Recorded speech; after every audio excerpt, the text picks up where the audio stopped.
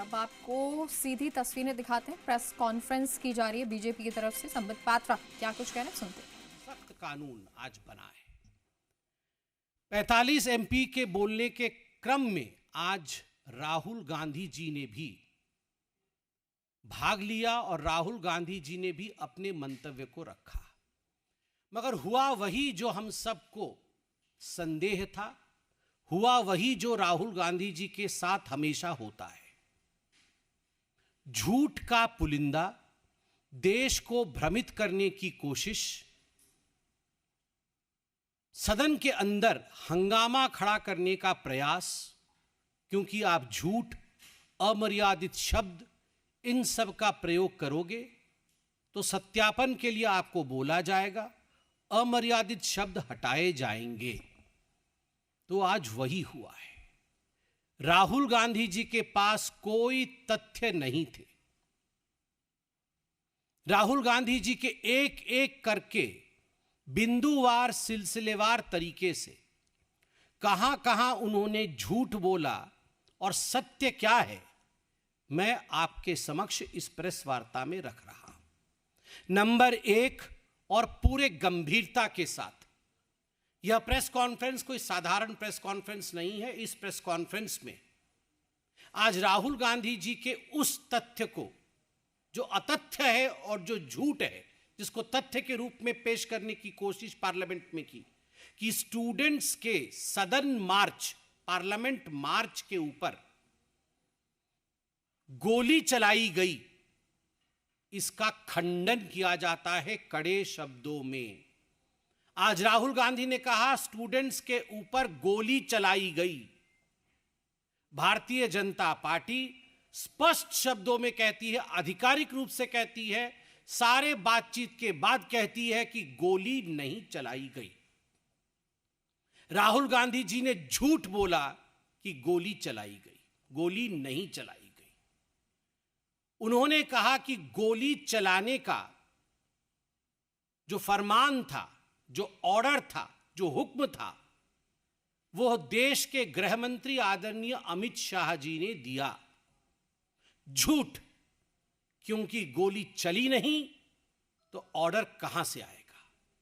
और एक बात मैं स्पष्ट कर दूं यहां पर, क्योंकि सभी को ये तथ्यात्मक बातें शायद मालूम ना हो, मगर जो अपने घरों में बैठकर भी प्रेस कॉन्फ्रेंस सुन रहे हैं वह भी इस तथ्य को जान लें कि जहां भी कहीं मार्च या प्रोटेस्ट होता है, वहां अगर आर्म्ड फोर्सेस या पुलिस होती है, वहां एक मजिस्ट्रेट होता है जो वहां तत्कालीन, उस समय तत्क्षणात निर्णय लेता है, ऑन द स्पॉट निर्णय लेता है कि उस मौके पर लाठीचार्ज होना चाहिए या नहीं, कैसी परिस्थिति है, उस समय पर बल का प्रयोग होना चाहिए या नहीं।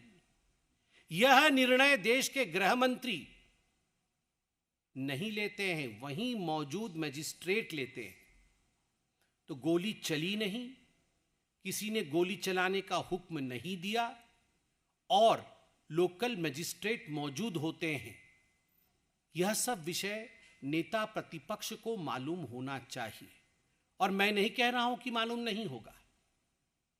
उन्हें मालूम नहीं होगा भी, तो बीच बीच में मैं देख रहा था प्रियंका जी आके उनके कान में कुछ बता रही थी, बाकी लोग उनके कान में कुछ बता रहे थे, अर्थात वो उनको सत्य से अवगत करा रहे होंगे।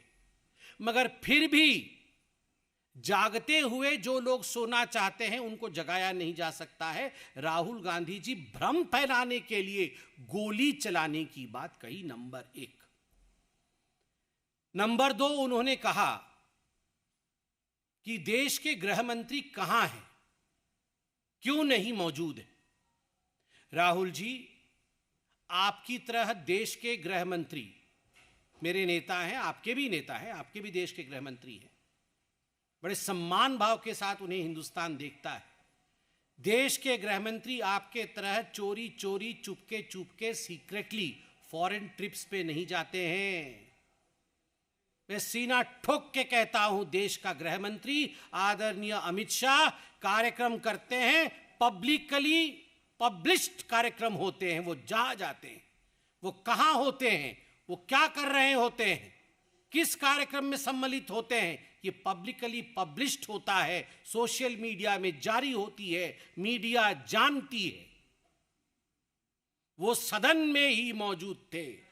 जिस समय राहुल गांधी बोल रहे थे वो सदन में ही मौजूद थे, मगर फिर भी राहुल गांधी ने कहा गृह मंत्री कहाँ गए। और यह बिल, जो बिल अनफेयर प्रैक्टिसेस का लाया गया था, प्रिवेंशन ऑफ अनफेयर प्रैक्टिस, इस प्रिवेंशन ऑफ अनफेयर प्रैक्टिस के बिल को जिस मंत्री जी ने, माननीय जितेंद्र सिंह जी ने ले किया था टेबल पे, जिस पे जवाब भी जब माननीय मंत्री जितेंद्र सिंह जी ने दिया, वो सदन के गृह में पूरी तरह से मौजूद थे। जिस समय राहुल गांधी जी कह रहे थे उस समय भी जितेंद्र सिंह जी वहां मौजूद थे और लिख रहे थे राहुल जी क्या कह रहे हैं ताकि वो जवाब दे सके। केवल सनसनी बनाने के लिए राहुल गांधी जी ने गृह मंत्री जी का नाम लिया। तीसरा विषय गंभीर है। इतने सारे आप पत्रकार बैठे हैं, मुझसे तो अधिक बहुत ध्यान से और बिंदुवार तरीके से आपने राहुल गांधी जी के भाषण को सुना होगा, क्योंकि आपको रिपोर्टिंग करनी होती है। वहाँ तो दिन भी था, हम कई बार अच्छे से भी नहीं सुन पाते हैं, मगर आप तो बहुत ध्यान से सुनते हैं। एक बात मुझे क्लियरली बताइए, राहुल गांधी जी ने आज क्या कहा? 3 कैटेगरी होती है। एक जगह उन्होंने कहा कि 3 कैटेगरी की स्टूडेंट्स होते हैं, एक जगह उन्होंने उसको जनरलाइज कर दिया कि पूरे देश में 3 कैटेगरी के लोग हैं, और एक जगह उन्होंने कहा कि उनको किसी छात्रा ने बताया है कि जंतर मंतर में 3 कैटेगरी के लोग थे। तो कुल मिलाकर के उनके कहने का तात्पर्य था कि या तो स्टूडेंट्स 3 कैटेगरी के होते हैं, या तो देश की जनता 3 कैटेगरी की होती है, या तो जो लोग जंतर मंतर में प्रदर्शन कर रहे थे वो लोग 3 कैटेगरी के थे। एक कैटेगरी है स्टूडेंट्स, दूसरा कैटेगरी है इडियट, और तीसरा कैटेगरी है अंधभक्त।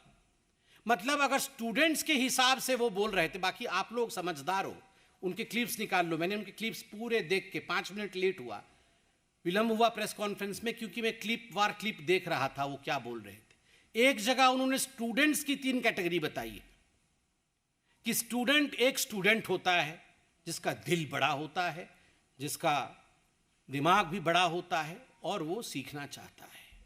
दूसरा कैटेगरी ऑफ स्टूडेंट है वो इडियट होता है, वो एरोगेंट होता है, वो किसी की नहीं सुनता है। और तीसरा कैटेगरी होता है वो अंधभक्त होता है, जो इडियट को भगवान मानता है।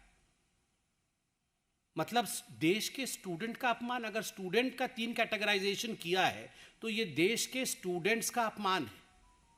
हम स्पष्ट रूप से कहते हैं इस देश के सारे स्टूडेंट विद्यार्थी है, अर्थात विद्या की उपार्जना करना चाहते हैं। All the students in this country